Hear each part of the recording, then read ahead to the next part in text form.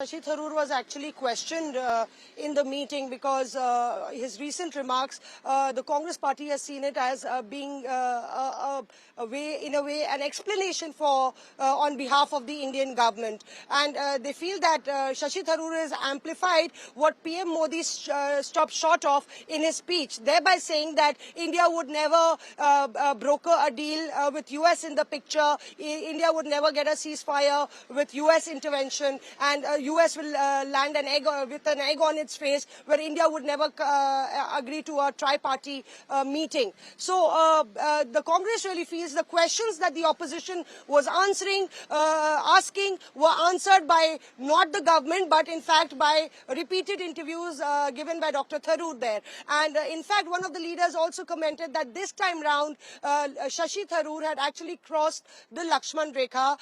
One leader said that this was the time when you should amplify the party's position and not give personal opinions. This time round, even if you see that in the press briefing, Jairam Ramesh distanced the party's position from what Dr. Tharoor had to say. So I don't want to read between the lines, but Dr. Tharoor left the meeting a bit early, saying that he had a flight to catch to his constituency. And you know, last time round, post the Pahalgam terror attack, he shared the stage with Prime Minister Modi, and PM said that, you know, many leaders will lose their sleep over this.